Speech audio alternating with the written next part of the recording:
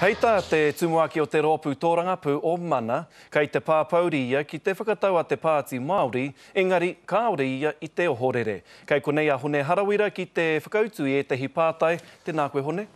Kia ora Shane. Kāre koe i te ohorere, hea hei pērā ai? Hoi no, ko karanga te iwi kia huitahi mātou. Ko karanga ngā memo te Pāti Māori kia huitahi mātou. Engari e mea ngā rangatira o te Pāti Māori kāore.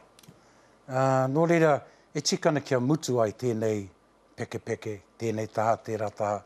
Kia hoki au ki oku mahi, hei hanga i te rōpū mana, hei reo motu hake mo te ao Māori roto i te paremata. He aha māhau i nāne, no te me e meana koe kua mutu, no reira kua mutu ngā kōrero i Wainganui a koutou, ngā rōpū e rua? Nā rātou i mutu, So, ko hoki au ki oku mahi, tērā, kia haere huri rauna te motu, kia haere ki ngā hui a ngā peka o te rōpū mana, kia kōrero i ngā kōrero ko tēhea ngā tūru Māori, tūru Pākehā no hoki, kia whai atu te rōpū mana, ko wai hoki ngā tangata tika kia tū roto i wena tūru. Ko tā te Pāti Māori i te rangi nei, ka whakataitai rātai mō ngā tūru Māori katoa. Me tō tūru, te mea kei a koe i nāne te taitokerau. Ka pai. Nō reira te āhua nei, ka pēhia koutou, koe rā kē pēr te pātai, ka pēhia te rōpū mana, ka whakataitai koutou mō ngā tūru katoa, ngā tūru Māori? Ko te tuatai me haere huri rauna no ki au i te motu kia kōrero ki te iwi, a te ono o āku hata ka hui atau mātau o te rōpū mana. A taua rā ka mōhio te ao whānui ko te hea tō ake hia? Taku hihia. Kia tū i roto i ngā tūru katoa, i ngā rohe katoa? Kia tai atu te reo rangatira, te reo motuhake, te reo o te ao Māori, mo te iwi Māori, ki roto i te paremata. I tēnei wā, ko te Pāti Māori, koia te reo Māori o te Pāti Ngāhinara. Taku hihia kia tū rangatira, te rōpū mana, ki roto i te whare mere. Nō rei te āhua nei kā tū koutou i roto i ngā rohe Māori? A te rā o āku hata ka mōhio. Ai, kua mārama i nāne. A te ono. Kua mārama. Don Brash, kua arākea no tōna māhunga i tana rua. Me whakaro pēhia tātou ki ana kōrero?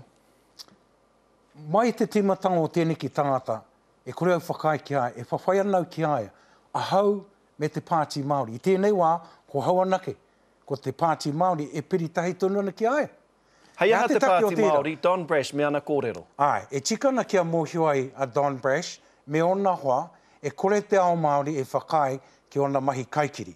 E kore te ao Māori e whakai ki ona mahi tūkina o ki a ngai tāua, e tuana mātau o te rōpū mana kia whawhai atu ki aia, a ke tonu atu.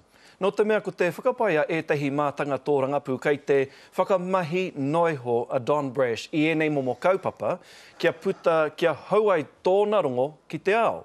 Te āhua nei kua whai hua āna mahi no te mea kei konei tāu e kōrero ana mōna. Engari, e tikana kia hoki maharatu ki aua wā te taurua mano mārima, te tini o ngā tangata e whakarongo ana ki taua kōrero, e tikana kia mōhio ai rātau, e kore mātou e whakai, e kore mātou e tahoto, hei kupapa mō rātau. Kei te ora tonu te ao Māori, mi wā mātou āhuaranga katoa, ka whawhai tonu mātou ake.